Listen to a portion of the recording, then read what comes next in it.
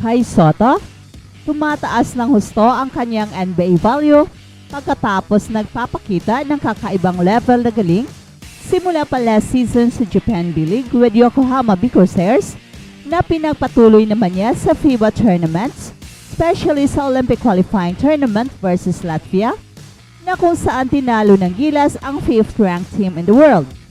At hanggang ngayon, sa kanyang bagong team na Koshigaya Alphas, ay patuloy ang pagtaas ng kanyang NBA value. At Ja Morant, pasok sa NBA Superstar Club. Well, yan ang ating pag-uusapan in this video, pero bago yan ay meron muna tayong pag-giveaway. Hey, hey, hey! Attention mga kapatrol! Get ready for an epic giveaway!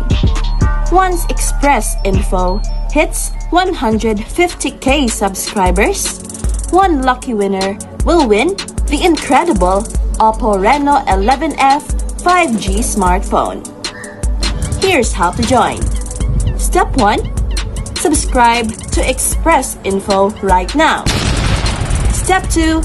Like this video. Then step 3.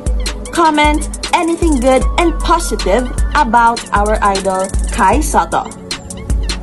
Super easy. Just subscribe, like, and comment. All-time high ang pagtaas ng NBA value ni Kai, and this is attributed sa kanyang patuloy na pagpupursige na makapasok sa NBA. So in other words, napapalapit na ang katuparan ng kanyang NBA dream. Especially now na mukhang tinitingnan na naman ng NBA ang mga players ng Asia. Recently ay dalawang mga Asians ang nakapirma sa NBA, sina Yuki Kawamura ng Japan at Jackie Kui ng China. This proves na merong lugar ang mga Asians sa NBA. It will just be a matter of time bago makakakuha ng kontrata si Kai. In fact, choice ito ni Kai na hindi muna gawing priority ang NBA this year dahil gusto ng kampo ng ating manok na magpapalakas muna si Kai ng kanyang katawan bago babalik sa NBA. Kaya nga hindi pumunta si Kai sa NBA minicamps at mga workouts kahit ang daming teams na interested sa kanya dahil inuna muna niya ang pagpapalakas ng kanyang katawan. And true enough, nakikita na ng lahat ang malaking transformation sa katawan ni Kai. Nagagamit na niya ang kanyang newfound strength sa kanyang mga atake, especially inside the paint. At target ni Kai ay next year na talaga ang tamang panahon. Pero knowing na global na ngayon ang basketball, ay hindi malayo na makakakuha pa rin si Kai ng NBA contract this year kapag makikita ng NBA ang kanyang consistency now playing for his new team Koshigaya Alphas. Very crucial ang mga first few games ni Kai sa Alphas na magsisimula na ngayong October 5. And in the event na mag-dominate kaagad si Kai, ay who knows, baka matawagan pa siya and finally makakapaglaro na sa NBA.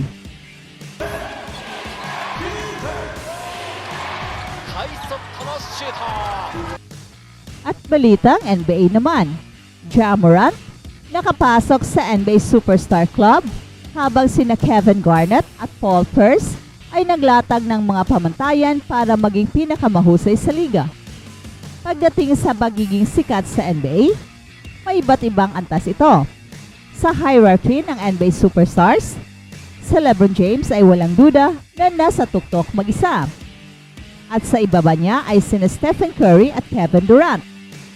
Sila ay nasa isang kakaibang antas na tanging silang tatlo lang ang nakakarating, as they have transcended beyond the game of basketball. Silang tatlo ay bigger than the game itself. Hindi lahat ay tulad ni na LeBron James, Stephen Curry at Kevin Durant, kaya may espasyo para sa iba pang mga bituin ng liga. Pero ano nga ba ang mga pamantayan para maituring ang isang player na isang NBA superstar?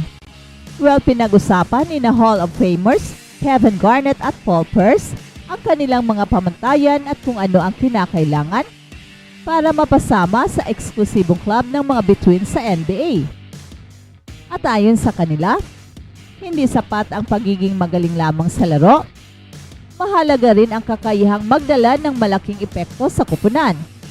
Hindi lang sa pamamagitan ng puntos, kundi pati sa leadership at pagbibigay ng kumpiyansa sa mga kakampi.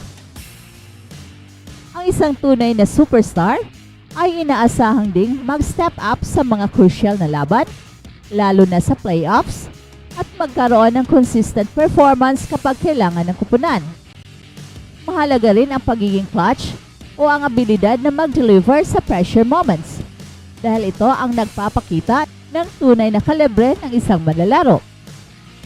You get to have your own shoe, major influence, commercials, and a brand that people can gravitate to. Sabi ni Paul Pierce on the latest edition of Pierce and Garnett's podcast. The basketball is automatic. To be a superstar, you have to be great at basketball. Sabi naman ni Kevin Garnett. Nagsisimula ito sa isang tao na hindi lang may matinding dedikasyon sa trabaho, kundi isa ring kahangahangang leader na gustong sundan at tularan ng iba. Sa kabuuan, ayon kina Paul Pierce at Kevin Garnett, ang mga kinakailangan para maituring na isang NBA superstar ay ang kakayahang makakuha ng puntos sa anumang sitwasyon, maging isang leader, magkaroon ng sariling signature na shoes, at maging bida sa mga commercials, at magkaroon ng malaking impluensya, pati na rin isang tatak o brand na kinikilala at hinahangaan ng mga tao.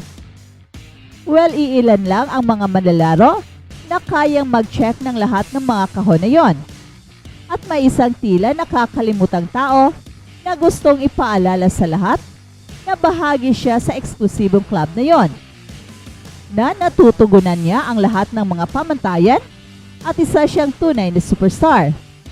At suot niya ang number 12 sa Memphis Grizzlies. Si Ja Morant ay nagmula sa isang magulong huling mga season dahil sa mga issues sa labas ng court, mga suspension, at isang season-ending na operasyon sa kanyang balikat noong nakaraang taon. Matagal-tagal na rin mula nang huling nakita ng mga tao si Ja Morant na naglaro ng basketball. Sa nakalipas na 2 season, nakapaglaro lamang siya ng 70 games. Dati nang inaasahan na magiging susunod na mukha ng NBA, pero nawala ang kinang at momentum ni Ja Morant dahil sa mga controversial na desisyon sa labas ng court na nauwi sa isang 25-game suspension. Sa puntong iyon, pumasok si Anthony Edwards na sinunggaban ang pagkakataon at sinamantala ang vacuum na iniwan ni Ja Morant at matagumpay na naintampok niya ang kanyang sarili sa spotlight.